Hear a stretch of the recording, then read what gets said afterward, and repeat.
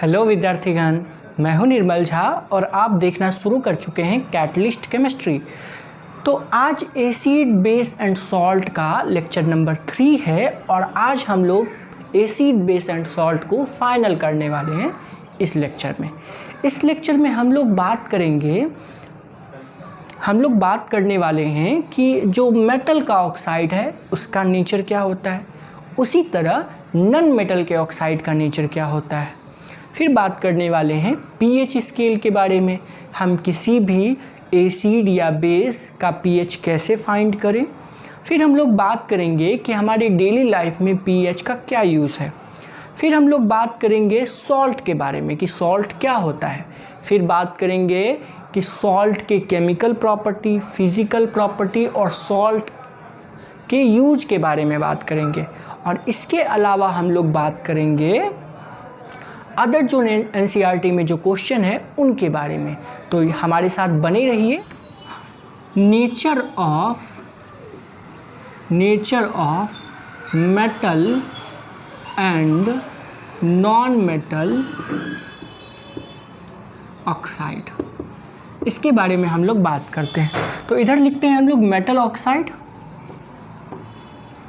Oxide और इधर लेते हैं हम लोग नॉन मेटल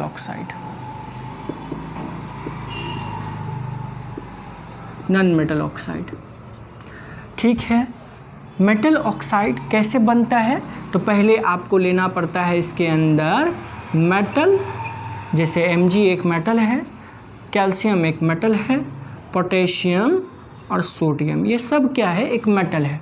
इसको ऑक्सीजन से रिएक्ट कराते हैं तो बनेगा MgO, इसको ऑक्सीजन से रिएक्ट कराएंगे तो बनेगा CaO, इसको ऑक्सीजन से रिएक्ट कराएंगे तो बनेगा K2O और इसको अगर हम ऑक्सीजन से रिएक्ट कराएं तो बनेगा Na2O। बहुत बढ़िया, बैलेंस नहीं किया है लेकिन फॉर्मूला वाइज यही होगा। अगर यहाँ पे 2 यूनिट आने का रहेगा, जैसे बैलेंस, इसको बैलेंस करते तो कितना यूनिट आता, ये आता, लेकिन हम क्या किए ना कि एक ही यूनिट लिए, क्योंकि आगे इसको और आगे बढ़ाना है इन चीज़ों को। फॉर्मूला वाइज ये सही है, हाँ बैलेंसिंग के तौर पे ये थोड़ा गलत है, इसलिए कि इधर बैलेंस करेंगे, जैसे ऑक्सीजन 2 है तो इधर ऑक्सीजन 1 है। लेकिन हम इधर देखने वाले हैं वाटर से रिएक्शन इसका कि क्या बनाएगा आखिर, इसके बेसिस पे हम इसको बताएंगे कि इसका नेचर क्या होगा। तो ये बताने के लिए इसको बैलेंस नहीं कर रहे हैं, लेकिन ये तो फॉर्मूला बिल्कुल सही है ना। चलिए, मैग्नीशियम को जब वाटर में डिज़ोल्व करते हैं यानी वाटर से कंबाइन करते हैं तो बनता है MgOH का होल ट्वाइस। इसको याद है, हम लोगों ने बोला था मिल्क ऑफ मैग्नीशिया, जो कि एक बेस है। उसी तरह से कैल्शियम ऑक्साइड, जिसको हम लोग बोले थे क्विक लाइम, उसको वाटर में डिज़ोल्व करते हैं तो यहाँ पे बनता है स्लैग्ड लाइम। ये भी एक क्या है, बेस है। और इसके बारे में मैंने बताया था कि ये वाइट वॉशिंग के लिए यूज़ किया जाता है, तो ये भी एक बेस है।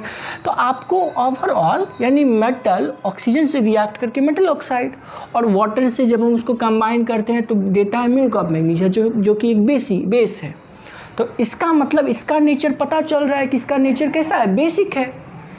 अच्छा, आप समझिए कि हम पानी में चीनी डालते हैं तो पानी मीठा लगता है, तो मीठा किसके कारण लगता है, चीनी के कारण लगता है, यानी मीठा लगने का प्रॉपर्टी चीनी का है। उसी तरह से अगर हम इसको वाटर में डालते तो बेस बनता है, तो यानी इसका नेचर बेसिक है। तो यानी मेटल के ऑक्साइड का नेचर कैसा होता है, बेसिक होता है। कैसा होता है, बेसिक। उसी तरह से अगर हम इसको ऐसे करेंगे, वाटर से कंबाइन करेंगे तो हम देखते हैं कि KOH फॉर्म होता है और हाइड्रोजन भी साथ में फॉर्म होता है। ठीक है, आप अच्छी तरह से समझ चुके हैं, बैलेंस कर दिया है। फिर अगर हम यहाँ पे करते हैं तो होता है 2NaOH और हाइड्रोजन गैस रिलीज़ होता है यहाँ पे। ऐसा क्यों हो रहा है कि इधर हाइड्रोजन गैस रिलीज़ नहीं हो रहा है और इधर हाइड्रोजन गैस रिलीज हो रहा है? इसके पीछे का कारण है कि पोटेशियम और सोडियम हाईली रिएक्टिव होते हैं। तो जब हम पोटेशियम ऑक्साइड को वाटर में डालेंगे तो बहुत ही तेज़ी से रिएक्शन होगा और हाइड्रोजन गैस रिलीज होता है। लेकिन ओवरऑल अगर देखेंगे तो ये क्या है, ये है कॉस्टिक सोडा यानी कि एक बेस, और ये भी पोटेशियम हाइड्रोक्साइड एक बेस, दोनों के दोनों स्ट्रॉन्ग बेस हैं। तो आप समझ रहे हैं कि नन यानी मेटल का जो ऑक्साइड का नेचर होता है वो बेसिक होता है। उसी तरह से अगर सल्फर लिया, उसको ऑक्सीजन से रिएक्ट कराया तो बनेगा सल्फर डाइऑक्साइड। उसी तरह कार्बन, उसको ऑक्सीजन से रिएक्ट करा तो बना है कार्बन डाइऑक्साइड। और नाइट्रोजन, और उसको ऑक्सीजन से रिएक्ट किया तो यहाँ पे क्या करते हैं ना कि यहाँ पे एक ले लेते हैं ऑक्साइड N2O5 ठीक करके, ठीक है, 5/2। तो अब अगर इसको हम वाटर में डिज़ोल्व करते, ये सब क्या है, नॉन मेटल के ऑक्साइड है। नॉन मेटल ये, उसके ऑक्सीजन की कंबाइन होकर नॉन मेटल का ऑक्साइड।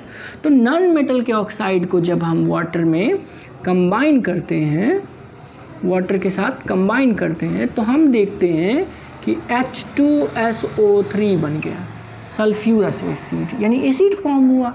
अब हम इसको H2O में कंबाइन करते हैं तो देखते हैं H2CO3 कार्बोनिक एसिड, या इसको कंबाइन करते हैं H2O में, तो हम क्या देखते हैं, यहाँ 2 यूनिट बन जाता है HNO3 का, नाइट्रिक एसिड। तो क्या देख रहे हैं कि यानी कि नॉन मेटल ऑक्सीजन के साथ, तो ये बना नॉन मेटल का ऑक्साइड, और उसको जब वाटर में डाला तो बन रहा है एक एसिड। क्या बन रहा है, ये एसिड। तो अब हमको ये पता चल रहा है कि वाटर का तो कोई खुद का प्रॉपर्टी होता नहीं है, तो अगर हम इसको डालने से एसिड फॉर्म हो रहा है तो नेचर, इसका मतलब इसका नेचर क्या है, एसिडिक है। समझ पा रहे हैं, इसका मतलब नॉन मेटल के ऑक्साइड का नेचर कैसा होता है, एसिडिक होता है। कैसा होता है, एसिडिक होता है। आप इन बातों से समझ भी चुके हैं कि हमको एसिड बनता हुआ नज़र भी आ रहा है। और इधर बेस का ऑक्साइड, मेटल का ऑक्साइड जो होता है उसका नेचर बेसिक होता है। तो चलिए अब हम लोग नेक्स्ट टॉपिक की ओर बढ़ेंगे, और हम लोग के पास जो अब नेक्स्ट टॉपिक है वो है पीएच स्केल। आई होप आप इसको बहुत बढ़िया समझ में आप लोगों को बहुत अच्छी तरह से आ चुका होगा। तो अब हम लोग अपना नेक्स्ट टॉपिक देखते हैं और उसके बारे में बात करेंगे, पीएच स्केल के बारे में। तो बच्चों, क्या हाल समाचार है आप लोगों के? आई होप आप लोग की अभी बहुत अच्छे से कट रही होगी। शायद इस चीज़ का एहसास हो रहा होगा कि जब रूटीन में थे, स्कूल जा रहे थे, और अब जब नहीं जा रहे हैं, जब आप जा रहे थे तो सोचते होंगे कि काश छुट्टी मिले 2-4 महीने का, कहीं ना जाना पड़े, कुछ ना करना पड़े। अब वही वक्त आ गया तो शायद अब महसूस हो रहा होगा कि स्कूल जाते हुए भी बहुत ही अच्छे थे, बहुत अच्छी लाइफ कट रही थी। अब ज़रूर मिस हो रहा होगा वो चीज़, है ना? मिस तो कर रहे होंगे वो चीज़। कोई बात नहीं, ज़िंदगी यही है, जैसा सिचुएशन जब मिले अपने आप को ढाल लेना चाहिए। अगर नहीं ढालोगे तो फिर बहुत पछताओगे, बहुत प्रॉब्लम होता है लाइफ में। तो अब हम लोग बात कर रहे हैं पीएच स्केल के बारे में। तो पीएच स्केल क्या होता है? ये पीएच स्केल जो है वो इस तरह से होता है, 0 से शुरू होता है 7 तक और फिर 14 तक। बोले तो 1 2 3 4 5 6 7 8 9 10 11 12 13 14 ऐसे। अब क्या होता है कि अगर हम इस पीएच स्केल में इधर जाएं तो क्या देखते हैं, जो एसिडिक स्ट्रेंथ है वो इंक्रीज होता है, और इस साइड अगर बढ़े तो बेसिक स्ट्रेंथ है वो इंक्रीज होता है। बेसिक स्ट्रेंथ इंक्रीज होता है। अगर कोई चीज़ आपको 1 बता रहा है कि इसका पीएच 1 है तो आप बताएंगे कि ये एसिडिक है। अगर कोई पीएच दे दिया 13 तो आप बताएंगे कि ये चीज़ जो है वो बेसिक है। अगर किसी का पीएच 7 है, यानी जैसे वाटर, तो क्या होता है, वो न्यूट्रल है। ये क्या है, 7 पे न्यूट्रल। उसी तरह से मान के चलिए कि 9, एक का pH दे रखा है 9, तो हम इसको भी बोले, सॉरी 9 नहीं, कितना 5। अगर एक का pH दे रखा है 5 तो हम भी बोलेंगे कि ये भी चीज़ जो चीज़ है वो एसिडिक है। तो हम बोले हाईली एसिडिक कौन है। मैंने क्वेश्चन किया कि हाईली एसिडिक कौन है, तो आप क्या बोलेंगे, ये वाला हाईली एसिडिक है, मोर एसिडिक है, और ये वाला लेस है इसके कंपेयर में। समझ में आ रहा, लेकिन एसिडिक दोनों है। तो एक pH स्केल इस तरह का होता है। अब कैसे क्या करना है, pH स्केल क्या होता है, तो एक छोटा सा बात, जैसे 14 इज इक्वल टू, यहाँ पे हम लिखते हैं pH प्लस POH। यहाँ पे क्या मतलब होता है, इसका मतलब होता है 10 टू द पावर -7, और इसका मतलब भी होता है 10 टू द पावर -7, और दोनों मिलके कितना आता है, और इसका मतलब 10 टू द पावर -14। समझ पा रहे हैं। तो आप ऐसे करेंगे ना, उतार के इसको अच्छे से, तो इसका मतलब आएगा 14 इज इक्वल टू 7 + 7। अब क्या होता है यहाँ पे, अब ये pH स्केल का कहानी है। देखिए 7 इधर है 7 उधर है, और दोनों मिलके कितना होता है, 14 होता है। तो अगर मान के चलिए यहाँ पे मैंने लिखा, यहाँ पे होता है pH और यहाँ पे POH, यानी ये एसिड के लिए और ये बेस के लिए। अगर किसी में ये H जो है H+ होता है, OH- होता है टूटने पे। आपको पता है कि किसी भी एसिड को तोड़ते हैं तो H+ और OH-। अब किसी में अगर H+ ज़्यादा हो गया, अगर ये वैल्यू ज़्यादा हो गया तो वो एसिडिक हो जाएगा।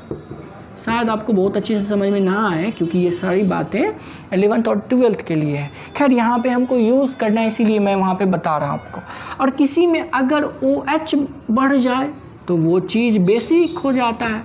अगर बराबर रहे, बिल्कुल ना बढ़े, दोनों एक्यूरेट है, तो दोनों एक दूसरे को कैंसिल कर देता है। यहाँ पे ये सारे देखिए, जितना H+ उतना ही OH-, तो दोनों एक दूसरे को कैंसिल कर दिया, और सब्सटेंस क्या हो जाता है, जो आपका कंपाउंड है वो न्यूट्रल हो जाता है। तो ये छोटी सी बातें आपको याद रखना है। जैसे ना, जो pH है इसका मतलब होता है पावर ऑफ H+ कंसंट्रेशन। इसका मतलब ही होता है H+ concentration, power of H+ concentration. ठीक है, तो हम लोग जो है ना, किसी का pH निकालना है, जैसे आपको ना pH निकालना है, और आपको पता है कि किसी के अंदर, जैसे ना मेरे पास है एक HCl, ठीक है, तो इसमें दे रखा है कि 10 टू द पावर -3 ये H+ है, इसके अंदर ये चीज़ इतना H+ है, ठीक है, इतना H+ है। तो पूछा इसका pH क्या होगा, तो इसका pH निकालने का तरीका है बच्चों, -log बेस 10 H+ कंसंट्रेशन। हम लोग इस फॉर्मूले से इसका क्या निकालते हैं, pH निकालते हैं। कैसे निकालते हैं, चेक करते हैं हम लोग। जैसे ना लिखेंगे pH इज इक्वल टू, हमको दिया है HCl में, बोला H+ का कंसंट्रेशन 10 टू द पावर -3 है, तो पूछा pH बताइए, तो हम यहाँ लिखेंगे -log बेस 10, और H+ के लिए कितना दिया है, 10 टू द पावर -3। अब आपको इस log के लिए 2-3 फार्मूला पता होना चाहिए। जैसे लिखा log m पे पावर n, तो आपको इसको लिखना है log n log m। क्या लिखना है, n log m लिखना है। अगर यहाँ पे माइनस होता तो हम यहाँ ये माइनस लगाते हैं, तो यहाँ तो माइनस है तो हम यहाँ लिखते हैं माइनस, और ये 3 माइनस के कारण 3 और log बेस 10। अब ये log 10 का जो वैल्यू होता है वो 1 होता है। log 10 का वैल्यू कितना होता है, 1, तो यहाँ लिखेंगे माइनस प्लस, और इसका वैल्यू 1, यानी 3 × 1, log 10 का वैल्यू 1, तो इसका pH आ गया कितना, 3। अब देखिए 10 टू द पावर -3 तो वैल्यू आ गया 3। तो किसी का बोलूँगी 10 टू द पावर -10 है वैल्यू, तो कितना pH आएगा? पक्का है pH 10 आएगा। अगर किसी का 10 टू द पावर -11 है तो वैल्यू pH कितना आएगा? pH आएगा 11। करके देख लीजिए ना, इसका कितना आ जाएगा? 11। तो इस तरह से हम किसी भी कंपाउंड का pH निकालते हैं, ठीक है। और अगर 7 से कम हो तो एसिडिक और 7 से ज़्यादा हो तो बेसिक। और ये वाला कॉन्सेप्ट थोड़ा सा समझने के लिए है किस तरह से। चलिए फिर से थोड़ा सा और समझते हैं।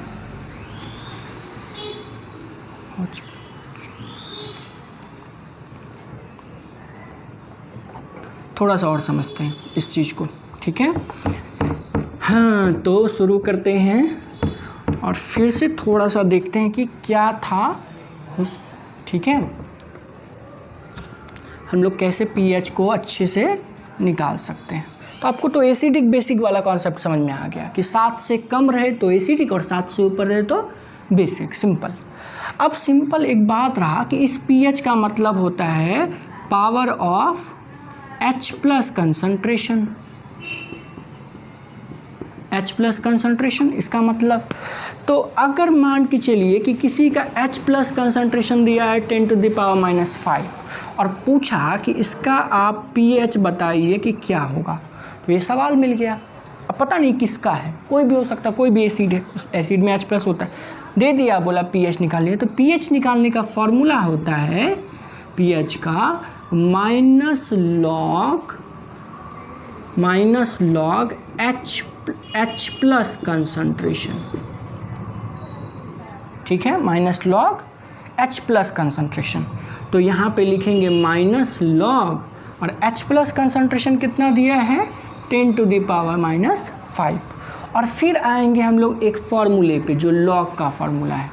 अगर लॉग m पे पावर -n रहे तो इसका फॉर्मूला हो जाता -n log m। ये एक फॉर्मूला आपको याद करना पड़ेगा इन चीज़ों को। तो इसी फॉर्मूले पे इसको हम बिठाते हैं। तो -n आगे आ गया था जो पावर पे था, तो -5, यानी ऑलरेडी पहले से यहाँ माइनस है और फिर -5 आ गया। और हम लोग इधर देखते हैं log 10। और एक बात और याद रखना है कि log 10 का वैल्यू 1 होता है। तो अब ये माइनस मिलके प्लस, और log 10 का वैल्यू 1, तो आ गया 5, यानी इसका pH हो गया 5। पूछा एसिडिक है या बेसिक है, तो हम बोलेंगे एसिडिक है, क्योंकि 7 से कम वाले को हम लोग एसिडिक बोलते हैं। तो ये जो होगा वो एसिड होगा, और इसका जो, ठीक है, इसका नेचर एसिडिक है कम्प्लीटली, क्योंकि 7 से कम है। चलिए अब हम लोग बात करते हैं कि हमारे डेली लाइफ में pH का क्या उपयोग है। अब हम देख रहे हैं role of pH in our everyday life. हम pH के रोल के बारे में देख रहे हैं। तो पहला रोल होता है उनका इन आवर डाइजेस्टिव सिस्टम। जैसे पता होगा कि हमारा जो स्टोमक है उसके अंदर HCl बनता है, जो कि एक स्ट्रॉन्ग एसिड है। अब क्या होता है कि जब इसकी मात्रा बढ़ने लगती है, यानी जब हम खाली पेट रहते हैं तो इसकी मात्रा बढ़ने लगती है, तब हमें गैस और जलन महसूस होने लगती है। और इसका कारण ये है कि जो पेट में HCl बन रहा है, हाइड्रोक्लोरिक एसिड, उनकी मात्रा ज़्यादा हो गई है।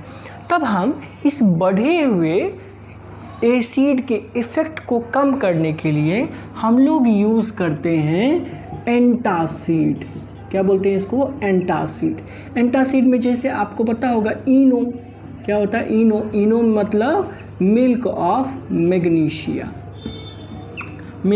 मैग्नीशिया। इसको इस्तेमाल करते हैं बढ़े हुए यानी कि जो एसिड का इफ़ेक्ट बढ़ चुका है उनको घटाने के लिए हम लोग बेस इस्तेमाल करते हैं। क्या करते हैं हम लोग? ये क्या है? ये एक बेस है। और क्या होता है कि एसिड और बेस दोनों मिलके क्या हो गया? न्यूट्रलाइज हो गया, यानी सॉल्ट और वाटर फॉर्म कर दिया। क्या फॉर्म कर दिया? सॉल्ट और वाटर। अच्छा, एंटासिड में आपको एक बातें और याद रखना है NaHCO3 सोडियम बाइकार्बोनेट, ये भी एंटासिड में यूज़ किया जाता है। ठीक है, ये भी एंटासिड में यूज़ किया जाता है। आपको ये अच्छी तरह से याद रखना है। इसको क्या हम लोग बोलते हैं, ये खाने वाला सोडा होता है, मीठा सोडा। क्या बोलते हैं इसको, मीठा सोडा बोलते हैं। ये भी हम लोग एंटासिड की तरह यूज़ कर सकते हैं, क्योंकि ये भी होता है एक ऐसा नेचर का बेसिक होता है। तो यानी कि इन आवर डाइजेस्टिव सिस्टम आप अच्छी तरह से समझ चुके हैं कि उसमें पीएच का क्या रोल है। यानी पीएच का रोल, यानी जब एसिड की क्वांटिटी बढ़ गई तो इससे हमको क्या होने लगता है, पेट में गैस और जलन महसूस होती है। तो हम लोग एक बेस लेते हैं ताकि वो क्या करे, उस बढ़े हुए एसिड के इफ़ेक्ट को कम कर सके। उसके बाद बात करते हैं, पॉइंट नंबर 2 है एसिड्स काउज टीथ डीके। अब क्या होता है इसमें, जब भी हम क्या करते हैं कि कोई शुगरी फूड लेते हैं, मतलब जिसमें शुगर हो, ऐसे फूड को हम जब लेते हैं तो हमारे माउथ में बैक्टीरिया होता है जो इस शुगर को डिकम्पोज करके क्या बना देता है, एसिड फॉर्म कर देता है। अब जब हमारे माउथ का पीएच क्या हो जाता है, काफ़ी कम हो जाता है, लो हो जाता है, पीएच काफ़ी लो हो जाता है, पीएच काफ़ी लो हो जाता है, तो क्या हो जाता है, जो टीथ है उसके ऊपरी लेयर खराब होने लगते हैं। ठीक है, तो इससे बचने के लिए हम क्या करते हैं, इसीलिए हम लोग जो टूथपेस्ट होता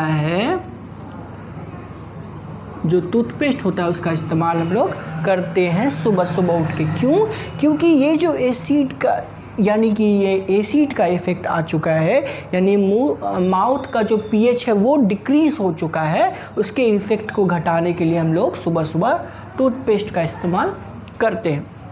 अब एक बात और होता है कि ये जो शुगरी फूड लेते हैं, एसिड फॉर्म होता है, कौन करता है, तो बैक्टीरिया करता है। बैक्टीरिया एसिड फॉर्म किया, लेकिन हमारे माउथ के अंदर जो है सलेवा होता है, वो भी बेसिक नेचर का होता है, तो इस एसिड के इफ़ेक्ट को वो कम करता है।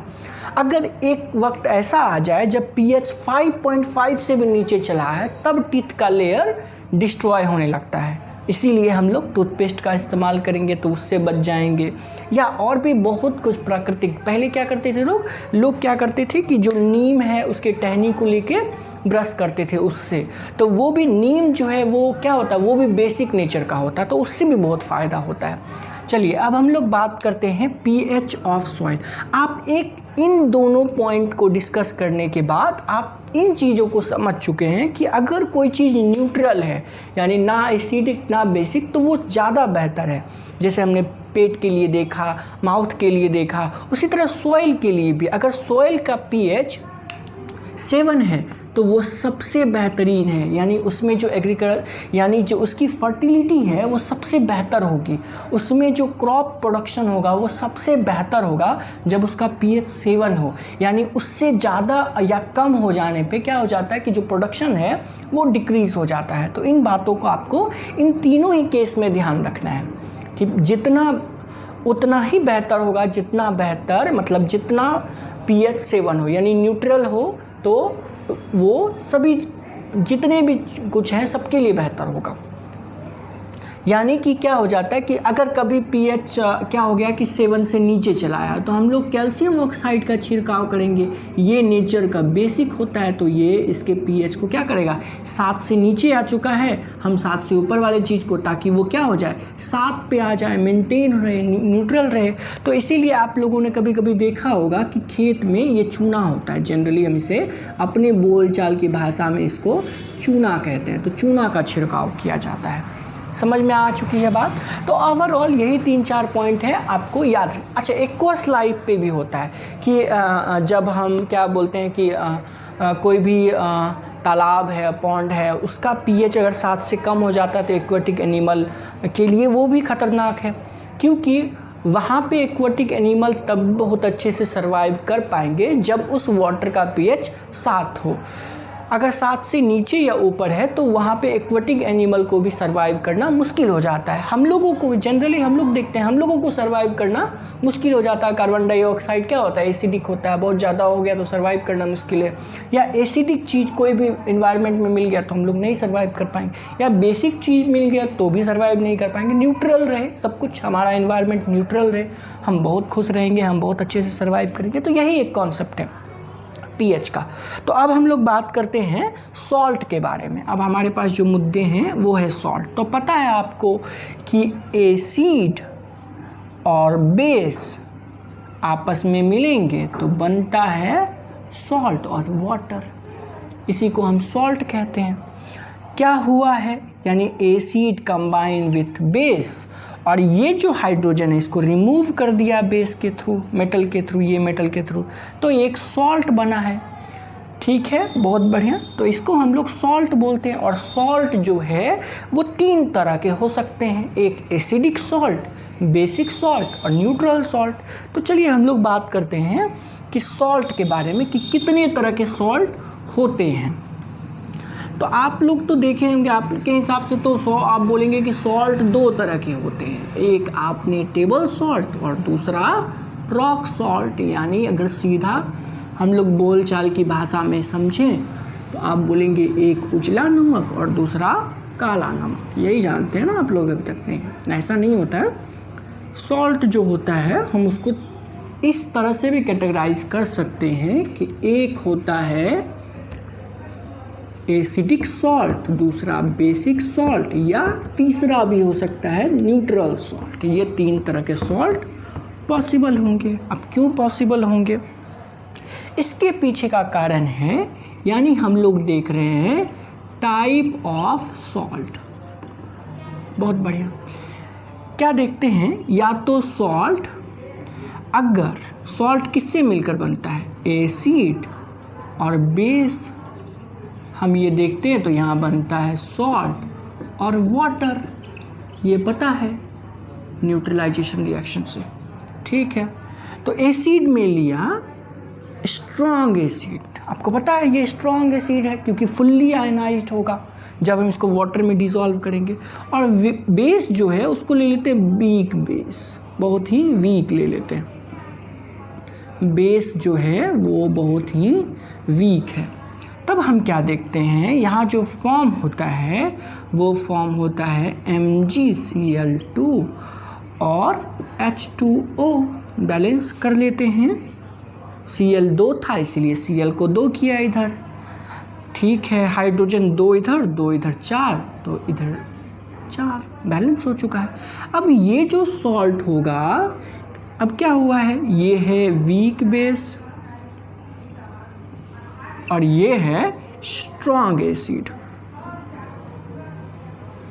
Strong acid, strong acid, weak base, दोनों की कॉम्बिनेशन से जो बनेगा वो जो होगा वो एसिडिक सॉल्ट होगा। कैसा सॉल्ट होगा, एसिडिक सॉल्ट।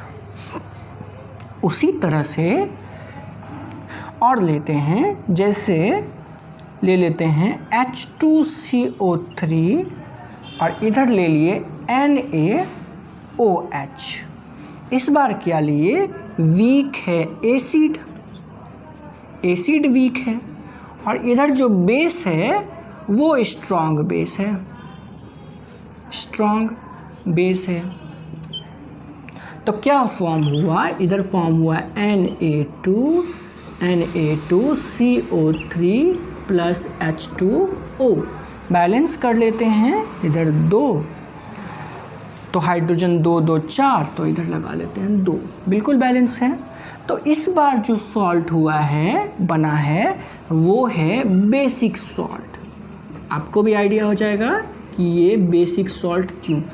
डिटर्जेंट और इसके फार्मूला में पता है क्या फ़र्क है, Na2CO3.10H2O, इसको बोलते हैं वॉशिंग सोडा। तो क्या ऐड है इसमें, 10 मॉलिक्यूल्स वाटर ऐड है और कुछ नहीं। तो यानी कि ये किसका है, वॉशिंग सोडा का फार्मूला ये रहा। और पता है इसमें वाटर ऐड किए हैं 10 मोल, यानी हाइड्रेटेड है ये। तो समझ पा रहे हैं कि ये जो चीज़ है इसका मतलब ये बेसिक है। कैसा है? बेसिक, क्योंकि आपको पता होता है कि साबुन जो है वो बेसिक होता है।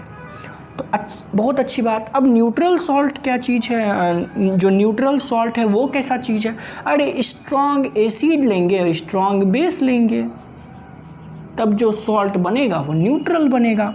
तो हम ले लेते हैं तो बनेगा NaCl और H2O। ये रिएक्शन बार बार देखें, NaOH caustic soda hydrochloric acid, यहाँ बना NaCl और H2O।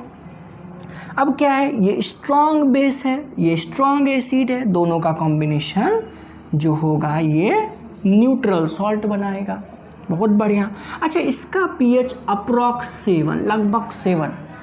इसका pH कितना होगा हम जान चुके, बेसिक है तो लगभग 7 से ज़्यादा होगा, हमेशा 7 से ज़्यादा। अच्छा, उसके बाद बात करते स्ट्रॉन्ग, यहाँ वीक है तो स्ट्रॉन्ग एसिड, इसका मतलब इसका pH 7 से कम होगा। क्या होगा? इसका 7 से ज़्यादा, उसका 7 से कम, और इसका लगभग 7 होगा। समझ पा रहे हैं आप लोग बढ़िया से? बिल्कुल, कोई दिक्कत नहीं हो रहा होगा इसमें, अच्छी तरह से समझ चुके हैं कि ये खेल क्यों हो रहा है। अरे स्ट्रॉन्ग एसिड है, इधर वीक है, तो क्या करेगा? डोमिनेट करेगा ना एसिड, तो इसीलिए एसिडिक हुआ। यहाँ क्या हुआ? ये वीक है एसिड, यानी उतनी इसमें ये क्या देता है? H+ देता है, और ये क्या देता है? OH-। तो क्या देख रहे हैं कि ये H+ कम दिया और ये OH- ज़्यादा दिया।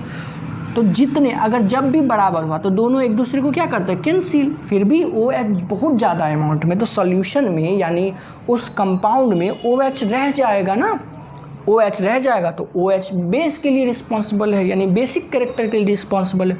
उसी तरह से यहाँ जितने H+ देंगे, यहाँ OH- जितने दिए, यहाँ H+ जितने दिए, दोनों बराबर, क्योंकि दोनों स्ट्रॉन्ग है, दोनों एक दूसरे कैंसिल, यानी दोनों बराबर बराबर पार्ट है। तो दोनों बराबर रहे, H+ और OH अगर बराबर रहे तो सॉल्ट कैसा हो गया? न्यूट्रल। अब कोई एक कैरेक्टर ज़्यादा, यहाँ पे जैसे H+ दिया और ये OH-, तो H+ बहुत बड़ा क्वांटिटी में और OH- कम दिया, तो OH- H+ को कैंसिल किया, लेकिन फिर भी H+ तो बच जाएगा ना बहुत ज़्यादा अमाउंट में, तो यानी कंपाउंड में H+ रह गया, और H+ एसिडिक कैरेक्टर के लिए रिस्पॉन्सिबल है, इसीलिए वो उसका pH कितना आ जाएगा? 7 से नीचे, इसका 7 से ऊपर, और इसके बराबर लगभग 7। तो अब हम लोग अगले मुद्दे को देखते हैं कि अगला क्या है हम लोगों के पास। तो अब हम लोग देख रहे हैं यूज़ ऑफ सॉल्ट्स, तो सॉल्ट के यूज़ के बारे में। तो आपको पता है कि हम लोग फूड को बनाने के लिए हम लोग सॉल्ट का यूज़ करते हैं। फिर आप लोग आइसक्रीम को फ्रीज़ करने के लिए भी देखे होंगे कि सॉल्ट का यूज़ होता है। फिर मैन्युफैक्चरिंग ऑफ सोप, फिर मैन्युफैक्चरिंग ऑफ कॉस्टिक सोडा, हम लोग इसको देखने वाले कि कैसे आखिर मैन्युफैक्चरिंग होता है कॉस्टिक सोडा का। फिर देखेंगे बेकिंग सोडा का मैन्युफैक्चरिंग कैसे होता है। फिर देखेंगे वॉशिंग सोडा का मैन्युफैक्चरिंग कैसे होता है। फिर देखेंगे ब्लीचिंग पाउडर, और फिर देखने वाले हैं प्लास्टर ऑफ पेरिस। तो ये हम लोग देखने वाले हैं और करने वाले भी हैं। तो ये फाइनली यूज़ है सॉल्ट का। हम लोग पहला देखेंगे कि कॉस्टिक सोडा कैसे फॉर्म होता है, कैसे उसको प्रिपेयर किया जाता है सॉल्ट से। तो मैंने ले लिया सॉल्ट NaCl और ले लिया 2H2O वाटर। तो अब क्या होता है कि हम जो ये सॉल्ट लेंगे ना, ये एक्वस होना चाहिए। कैसा होना चाहिए? एक्वस। और ये इसमें 20% कम से कम ये होना चाहिए, सैचुरेटेड होना चाहिए 20%। तब हम इसको बोलेंगे कि ये ब्राइन सॉल्यूशन है, यानी 20% aqueous solution, saturated aqueous solution को हम लोग ब्राइन बोलते हैं। तो ये ब्राइन होना चाहिए, सैचुरेटेड होना चाहिए। और जब हम इसका इलेक्ट्रोलाइसिस कराते हैं तब हम क्या देखते हैं? हमको मिलता है 2NaOH + H2 + Cl2, ये फॉर्म होता है। अब आपको ये समझ में नहीं आ रहा होगा कि किस तरह से होता है, क्यों होता है। सिंपल, होता क्या है हम यहाँ समझते हैं कि होता क्या है। अंदर होता है कि आपके पास है NaCl और इसका एक्वस है, ब्राइन सॉल्यूशन है, तो इसको इलेक्ट्रिसिटी हम लोगों ने दिया। तो हम लोगों ने पीछे पढ़ा है इलेक्ट्रोलाइटिक, क्या देखा है हम लोगों ने, इलेक्ट्रोलाइटिक डिकम्पोजिशन। तो ये हो जाता है Na+ और Cl-। तो यहाँ 2 यूनिट ले लेते हैं ताकि दोनों कुछ 2 निकले। अब क्या हुआ कि यहाँ जो 2Cl- है उन्होंने 2 इलेक्ट्रॉन लूज़ कर दिया। तो लूज़ करने के 2 इलेक्ट्रॉन ये गेन किया हुआ है सोडियम का, तो 2 इलेक्ट्रॉन लूज़ किया तो बन गया Cl2। अच्छा, अब क्या हुआ, ये जो 2 इलेक्ट्रॉन है यानी 2Na+ जो है वो 2 इलेक्ट्रॉन को फिर यही 2 इलेक्ट्रॉन गेन किया। तो ये क्या बन गया, ये बन गया 2Na। 2 इलेक्ट्रॉन इसका लूज था इसलिए ये प्लस था, अब इनको 2 इलेक्ट्रॉन वापस मिल गया है तो ये 2Na हो गया। अब हम क्या करते हैं, इस 2Na को हम लोग 2H2O में रिएक्ट कराते हैं। तो क्या देखते हैं 2NaOH और प्लस H2। तो यहाँ पे क्या क्या प्रोडक्ट बना, पहला यहाँ देखते हैं Cl बना, फिर देखते हैं NaOH बना और फिर बना हाइड्रोजन। यानी हमारा जो मेन प्रोडक्ट है वो ये है और ये दोनों बाई प्रोडक्ट है। ये बहुत इंपॉर्टेंट बाई प्रोडक्ट है। यानी कॉस्टिक सोडा का जो मैन्युफैक्चरिंग होता है लार्ज स्केल पे वो इसी से होता है। ठीक है, इसको हम लोग बोलते हैं क्लोर अल्कली प्रोसेस। क्या बोलते हैं इसको हम लोग, इसको बोलते हैं क्लोर अल्कली प्रोसेस बोलते हैं। ठीक है, तो ये क्लोर अल्कली प्रोसेस से ही कॉस्टिक सोडा का फॉर्मेशन होता है। तो अब ये हाइड्रोजन फॉर्म हुआ, तो हाइड्रोजन का यूज़ क्या क्या है भाई, HCl बना लेंगे इस हाइड्रोजन से, Cl में डालेंगे, बगल में Cl है, H को डालेंगे, HCl फॉर्म हो जाएगा। या हम अमोनिया बना सकते हैं, क्या बना सकते हैं, अमोनिया। और एक बहुत ही इंटरेस्टिंग बात है इस हाइड्रोजन के यूज़ के बारे में, जो रॉकेट में एज अ फ्यूल यूज़ होता है, रॉकेट फ्यूल वो इसी हाइड्रोजन से हो सकता है।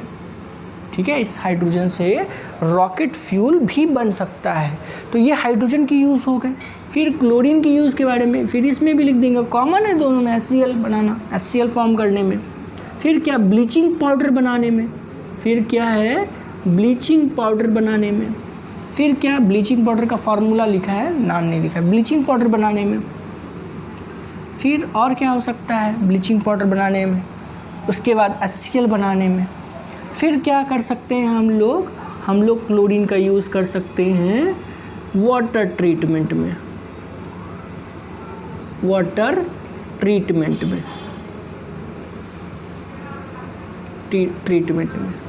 ट्रीटमेंट में हम लोग यूज़ कर सकते हैं। तो यही कॉस्टिक सोडा का हो गया, क्लोर अल्कली प्रोसेस से बनाते हैं। यहाँ आपने समझ लिया, आपको लिखना है, ये डायरेक्ट समझना है डायरेक्ट लिख लीजिए, नहीं समझना है तो इस तरीके से समझिए। क्या हुआ है, 2NaCl ब्राइन है, 20% एक्वस सोल्यूशन है NaCl का, उसमें इलेक्ट्रिसिटी डालते हैं तो 2Na+ और 2Cl- हो जाता है। अब 2Cl- 2 इलेक्ट्रॉन गेन कर रखा है तो उन्होंने लूज़ किया तो 2 इलेक्ट्रॉन लूज़ हुआ तो ये Cl2 बन गया। अब ये 2 इलेक्ट्रॉन 2Na+ जो है वो ले लिया तो 2Na बन गया। अच्छा, अब 2Na में H2O डालेंगे तो जानते हैं कि ये चीज़ बेसिक होता है, बेस फॉर्म भी हुआ है, हाइड्रोजन गैस भी रिलीज़ हुआ है क्योंकि ये बहुत ज़्यादा रिएक्टिव है। तो हाइड्रोजन गैस, कॉस्टिक सोडा और क्लोरीन फॉर्म हुआ। फिर उसके यूज़ के बारे में, कॉस्टिक सोडा का यूज़ होता है डिटर्जेंट बनाने में, सोप बनाने में, उसके अलावा पेपर इंडस्ट्रीज़ में, टेक्सटाइल इंडस्ट्रीज़ में, इन सब में इनका यूज़ होता है। इसका यूज़ देखते हैं HCl बनाने में, अमोनिया बनाने में, NH3 होता है अमोनिया बनाने में, रॉकेट फ्यूल में, फिर इस HCl बनाने में, ब्लीचिंग पाउडर बनाने में और वाटर ट्रीटमेंट में भी इस क्लोरीन का यूज़ होता है। तो अब हम लोग देखते हैं इस बेकिंग सोडा के बारे में। अब हम लोग देखेंगे कि बेकिंग सोडा कैसे फॉर्म किया जा सकता है, प्रिपरेशन मेथड देखेंगे हम लोग बेकिंग सोडा का। ठीक है, बेकिंग सोडा का हम लोग प्रिपरेशन मेथड देखने वाले। तो इसमें क्या होता है कि हम लोग फिर वही हर जगह ब्राइन लेंगे। क्या होगा, ब्राइन होता है एक्वस सॉल्यूशन, 20% सेचूरेटेड हो, 20% NaCl हो, तो उसको हम लोग बोलते हैं कि ये ब्राइन सॉल्यूशन है। क्लियर? Brine solution. तो ब्राइन सॉल्यूशन में हम लोग डालते हैं H2O, CO2 और अमोनिया हम लोग इसके अंदर डालते हैं। तो क्या होता है कि जब हम इसके अंदर अमोनिया डालते हैं, यानी कि ब्राइन एक्वस सॉल्यूशन में कार्बन डाइऑक्साइड और अमोनिया डालते हैं, तो क्या बनता है? बनता है अमोनियम क्लोराइड और NaHCO3। बिल्कुल सही है, आप चेक कर लीजिए। सोडियम 1, नाइट्रोजन इधर 1, हाइड्रोजन इधर 4 और एक 5, इधर देख लेते हैं 2, 2, 3, 5, बिल्कुल सही है। ऑक्सीजन चेक कर लेते हैं, CO2 इधर और इधर 1, तो CO3 बिल्कुल सही है। 100% बैलेंस भी है, कोई दिक्कत नहीं है रिएक्शन में। अच्छा, तो क्या देखें हम इधर, ये जो चीज़ है ना, इसी को हम लोग बोलते हैं कि ये चीज़ है बेकिंग सोडा। क्या चीज़ है ये? यही चीज़ है बेकिंग सोडा। इसको हम लोग बोलते हैं साल्वे प्रोसेस, साल्वेज प्रोसेस। यानी ये चीज़ जो फॉर्म हो रहा है बेकिंग सोडा, ये साल्वेज प्रोसेस से हो रहा है। ठीक है, अब ये बेकिंग सोडा का क्या यूज़ है भाई? बेकिंग सोडा तो समझ चुके हैं, ये है बेकिंग सोडा का भी यूज़। अभी आपको अच्छी तरह से याद रखना पड़ेगा कि बेकिंग सोडा का यूज़ होता है ऐसे एंटासिड, यानी जब पेट में एसिडिटी हो जाए तो हम बेकिंग सोडा लेंगे तो एसिडिटी ख़त्म हो जाएगा, क्योंकि ये बेसिक नेचर का है। ठीक है, तो पहले एंटासिड में यूज़ है। ठीक है, उसके बाद दूसरा यूज़ फायर एक्सटिंग्विशर में है, फायर एक्सटिंग्विशर में, फायर एक्सटिंग्विशर उसमें है। ठीक है, उसके अलावा एंटासिड में है, फायर एक्सटिंग्विशर में है, और फूड को क्रंची बनाने के लिए, यानी फूड में भी हम लोग, ये मीठा सोडा होता है तो हम लोग फूड में भी करते हैं। ठीक है, तो यही इनके जनरली यूज़ हैं। तो आप इतना समझ चुके हैं, ये होता है बेकिंग सोडा। कॉस्टिक सोडा की बात कर चुके हैं। अब वॉशिंग सोडा का क्या कहानी है? बस कुछ नहीं, यही साल्वे प्रोसेस से ही यहाँ पे बनता है। सिंपल, आप पता है अगर बेकिंग सोडा आ गया तो समझ लीजिए कि वॉशिंग सोडा बनाना आसान हो गया, आ गया है आपको। इसको लिया NaHCO3, क्या है? Washing soda. वॉशिंग सोडा का 2 यूनिट लेके उसको हीट किया तो पता है क्या बनेगा? ये बनेगा NO2 CO3 H2O और CO2, H2O और CO2 बनेगा, यानी 2 यूनिट लेने से ये बन जाता है।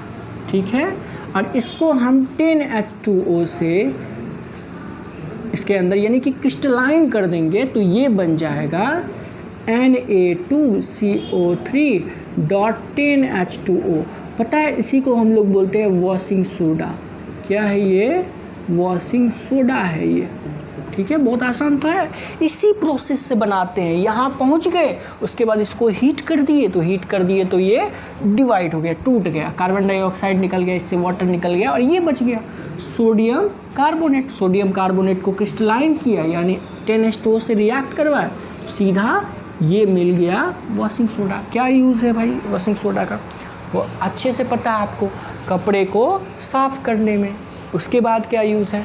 पेपर इंडस्ट्रीज़ में, डाई इंडस्ट्रीज़ में। उसके बाद और क्या यूज़ है? अरे हार्ड वाटर को सॉफ्ट कर देता है, ये हार्ड वाटर को सॉफ्ट कर देता है। तो ये 3 यूज़ आपको याद रखना है, पेपर इंडस्ट्रीज़ में, पेंट इंडस्ट्रीज़ में। उसके बाद क्या? क्लॉथ को साफ़ करने के लिए और हार्ड वाटर को सॉफ्ट करने के लिए। ये इनका 3 यूज़ याद रखना है। बेकिंग सोडा का 3 यूज़ याद रखना है, एंटासिड में, फायर एक्सटिंग्विशर में, फूड में। ठीक है, चलिए और क्या बचा? अब बचा ब्लीचिंग पाउडर। आई होप उतना अच्छे से, एकदम थोड़ा शॉर्ट में ही, उतना डिटेल में NCERT में नहीं है, फिर भी यूज़ वगैरह है। ब्लीचिंग पाउडर, ब्लीचिंग पाउडर का क्या कहानी है? स्लैग्ड लाइम लेते हैं, स्लैग्ड लाइम बोलते हैं इसको। तो स्लैग्ड लाइम लेते हैं, इसके अंदर क्लोरीन गैस डिज़ोल्व करते हैं और 40 डिग्री सेल्सियस इसको हीट करते हैं, तब ये हो जाता है CaOCl2। फिर क्या बचा? फिर बचा H2O। अब इसी चीज़ को हम लोग बोलते हैं ब्लीचिंग पाउडर। क्या बोलते हैं इसको? इस चीज़ को बोलते हैं ब्लीचिंग पाउडर। क्या बोलते हैं इसको? Bleaching powder. सिंपल, ऐसे ही बनाते हैं। स्लेक्ट लाइम लिया, उसमें क्लोरीन गैस डाला, 40 डिग्री सेल्सियस पे हीट किया तो बन गया ब्लीचिंग पाउडर। अच्छा, क्या यूज़ है इसका? इसका क्या यूज़ है? कॉटन टेक्सटाइल इंडस्ट्रीज़ में ब्लीच करने के लिए यूज़ होता है। क्या किया जाता है? पेपर को ब्लीच किया जाता है, जो कॉटन है उसको ब्लीच किया जाता है। ब्लीच करना मतलब उसको चमकाना एक तरह से, ठीक है? तो ब्लीच किया जाता है। उसके बाद क्या किया जाता है? अरे ये डिसइंफेक्टेंट होता है एक तरह से। क्या होता है ये? यानी कि आपको पता है ना कि ब्लीचिंग पाउडर जहाँ पे कूड़े कचरे होते हैं वहाँ पे छिड़का जाता है। क्यों छिड़का जाता है? क्योंकि इसके छिड़कने से वहाँ पे जो भी छोटे छोटे इंसेक्ट हैं वो मर जाएंगे। तो यहाँ पे क्या हो जाता है? यानी जर्म्स किलर है एक तरह से, ठीक है? जर्मासाइड है, ठीक है? उसके अलावा वाटर के ट्रीटमेंट में भी वाटर को प्योर करने के लिए क्या किया जाता है? टंकी वगैरह में ब्लीचिंग पाउडर डाला जाता है, ठीक है? टंकी वगैरह में साफ़ करके ब्लीचिंग पाउडर डाला जाता है, ठीक है? वो हो गया, ठीक है? तो आपको आई होप इतना समझ में आ चुका है। अब क्या बचा? एक बच चुका है प्लास्टर ऑफ पेरिस, ठीक है? समझ में तो आ रहा है ना? काफ़ी शॉर्ट में है, आसान है, लेकिन मुश्किल नहीं है बिल्कुल भी। छोटा छोटा पॉइंट ऐसे ही याद रखना है इसको, क्या क्या यूज़ है, क्या क्या करना होता है। प्लास्टर ऑफ पेरिस क्या होता है? CaSO4 dot to half H2O, इसको बोलते हैं हाफ H2O को हम लोग बोलते हैं प्लास्टर ऑफ पेरिस। और ये बनाया जाता है जिप्सम से। किससे बनाया जाता है? जिप्सम से। क्या होता है? CaSO4 डॉट 2H2O, इसको 120 डिग्री सेल्सियस हीट करने पे ये बन जाता है CaSO4 dot 2H2O dot 2H2O 3/2H2O, यानी प्लस में। क्या हो गया? हीट करने से इसके अंदर जो वाटर मॉलिक्यूल्स थे ये वाला निकल गया। अब क्या होता है? ये चीज़ है जिप्सम। क्या चीज़ है ये? जिप्सम। और ये जब उसको हीट किए तो बन गया प्लास्टर ऑफ पेरिस। अब प्लास्टर ऑफ पेरिस को खुले बर्तन में रख देंगे तो फिर वो वाटर को वापस से एब्जॉर्ब करके क्या बन जाएगा? Plaster of Paris. फिर उसको हीट करेंगे 110 तो क्या बन जाएगा? जिप। समझ रहे हैं? Plaster of Paris. फिर प्लास्टर ऑफ पेरिस को अगर वो मॉइस्चर प्लेस में रख देंगे तो वो गेन करके वापस से क्या हो जाएगा? जिप्सम हो जाएगा। तो आसान सा है। तो इससे भी एनसीईआरटी का क्वेश्चन भी होता है कि हम लोग जिप्सम को, प्लास्टर ऑफ पेरिस को एयर टाइट कंटेनर में क्यों रखते हैं? यही कारण है कि मॉइस्चर को गेन कर लेगा, वापस से जिप्सम में बदल जाएगा। अब बात होता है कि जिप्सम का आप प्लास्टर ऑफ पेरिस का यूज़ बताइए। ये रहा प्लास्टर ऑफ पेरिस, ये है प्लास्टर ऑफ पेरिस। क्या यूज़ है इसका? अरे आप लोगों ने बहुत कुछ देखा है प्लास्टर ऑफ पेरिस, जैसे स्टैचू बनाने के लिए, घर को डेकोरेट करने के लिए। उसके अलावा बहुत ही चीप ऑर्नामेंट्स, ज्वेलरी वगैरह भी किसके बनते हैं? प्लास्टर ऑफ पेरिस के। अगर कहीं फ्रैक्चर हो जाए तो हम लोग क्या करते हैं? प्लास्टर लगाते हैं ना, वही प्लास्टर ऑफ पेरिस है, ठीक है? आपको पता है, आसान सा तो है। हम लोग के डेली लाइफ में हम लोग ये चीज़ देखते हैं कि किसी का हाथ फ्रैक्चर हुआ तो वाइट पूरा बैंडेज होता है, तो क्या होता है? वो प्लास्टर ऑफ पेरिस होता है, ठीक है? अच्छा, जब उसको मतलब फ्रैक्चर होता है जो डाला जाता है ना, तो वो पाउडर फॉर्म में होता है। फिर उसमें पानी डालने से वो क्या हो जाता है? जिप्सम में बदल जाता है। फिर उसको वापस से हम हीट करेंगे तो फिर वो पाउडर के जैसा हो जाएगा। तो ये मतलब चलते रहता है। तो आसान सा है प्लास्टर ऑफ पेरिस और जिप्सम का कॉम्बिनेशन। जिप्सम से प्लास्टर ऑफ पेरिस बनता है, plaster of Paris moisture gain करेगा तो जिप्सम में तब्दील हो जाएगा। तो यही आसान सा है। चलिए, ढक्कन गिर चुका है। जब तक ढक्कन नहीं गिरे तब तक काम पूरा होता नहीं है। तो यही ओवरऑल पूरा का पूरा कंडीशन एसिड बेस सॉल्ट का है। तो आई होप आपको समझ में आया होगा ये सब बातें। और हाँ, इन सब बातों को ना कहीं ना कहीं अब हम लोग जब एनसीईआरटी के क्वेश्चन को करेंगे और इनटेक्स क्वेश्चन को करेंगे तो ये सब फिर वापस से आने वाला है, तो फिर वहाँ भी डिस्कस करना है। ये थोड़ा ना ख़त्म हो चुका है, फिर हम लोग देखेंगे इसके बारे में, फिर इसके बारे में और डिटेल में देखेंगे। तो वहाँ भी हम लोगों को जो छोटी थोड़ा मोड़ा बात उतना डिटेल में नहीं हो पाया तो वहाँ देख लेंगे। चलिए हम लोग एक छोटा सा ना समराइज़ कर लेते हैं इसको, ठीक है। पहले हम लोग देखें यूज़ ऑफ सॉल्ट, जिसमें cooking food, freezing ice cream, manufacturing of soap, manufacturing of caustic soda, baking soda, washing soda और ब्लीचिंग पाउडर और प्लास्टर ऑफ पेरिस। फिर देखा कि कॉस्टिक सोडा कैसे बनता है, तो हम बोले ब्राइन मतलब सेचूरेटेड 20% सेचूरेटेड एक्वस NaCl का सॉल्यूशन जो होगा उसको ब्राइन सॉल्यूशन बोलेंगे। बोले उसमें इलेक्ट्रिसिटी डालेंगे तो देखते हैं कि बनता था Na+ और Cl-, ऐसे हम Na ऐसे डालते थे इलेक्ट्रिसिटी तो बनता था Na+ और Cl-, ठीक है, बहुत बढ़िया। तो ये उसके बाद क्या देखते थे कि Cl 2 इलेक्ट्रॉन लूज़ कर दिया तो Cl2 बन गया और 2 इलेक्ट्रॉन सोडियम गेन करके 2Na बन गया, ठीक है, बहुत बढ़िया। अब इसमें वाटर डालेंगे हम, तो वाटर डालते थे, ये क्लोरीन बन चुका है बाय प्रोडक्ट में, वाटर डालते थे तो बनता था NaOH और H2, ठीक है। फिर हमने इसका यूज़ के बारे में देखा था, ठीक है, जैसे क्या क्या में होता है, HCl बनाने में होता है। उसी तरह इसका यूज़ देखे थे कि रॉकेट फ्यूल में होता है, HCl बनाने में, अमोनिया बनाने में, इस तरह देखे हम लोग। फिर हम लोग क्या देखे कि हम लोग देखे बेकिंग सोडा बनाने में, तो हम बोले इसको क्लोर अल्कली प्रोसेस बोलते हैं। कॉस्टिक सोडा बनाने के प्रोसेस को क्लोर अल्कली, अच्छा इसको बनाने के साल्वे प्रोसेस, इसको भी वही प्रोसेस से क्योंकि सेम बनता है साल्वे प्रोसेस से। कैसे बनाते हैं हम लोग, क्या करते हैं, वही ब्राइन सॉल्यूशन लेते हैं, उसमें कार्बन डाइऑक्साइड और अमोनिया गैस हम लोग डिज़ोल्व करते हैं तो देखते हैं कि अमोनियम क्लोराइड और बेकिंग सोडा फॉर्म हो गया, सिंपल। और फिर बेकिंग सोडा को हम लोग तोड़ते हैं, बेकिंग सोडा को हम लोग तोड़ते हैं तो कार्बन डाइऑक्साइड, वाटर और यहाँ पे क्या बन गया, सोडियम कार्बोनेट। सोडियम कार्बोनेट को 10H2O से रिएक्ट कराएं तो यहाँ वॉशिंग सोडा फॉर्म हो गया। मतलब ये दोनों एक दूसरे से ही कनेक्टेड है। ये बना लिए तो बस इसको तोड़ना है वापस से बन जाएगा। फिर बचा ब्लीचिंग पाउडर बनाने का एक मेथड। ब्लीचिंग पाउडर का क्या होता है, स्लैग लाइन में क्लोरीन गैस डालेंगे 40 डिग्री सेल्सियस पे तो ब्लीचिंग पाउडर बन गया। प्लास्टर ऑफ पेरिस का, प्लास्टर ऑफ पेरिस जिप्सम से बनता है। जिप्सम ये रहा जिप्सम, CaSO4 2H2O में क्या किए, इसको हम लोग हीट किए, कि क्या किए 120 डिग्री सेल्सियस हीट किए तो ये रहा। तो बच्चों ओवरऑल लेक्चर यही है, तो हम लोग मिलते हैं अगले क्लास में। आई होप आपको कुछ समझ में आया होगा, इसमें आपको बहुत कुछ सीखने को मिला होगा नया।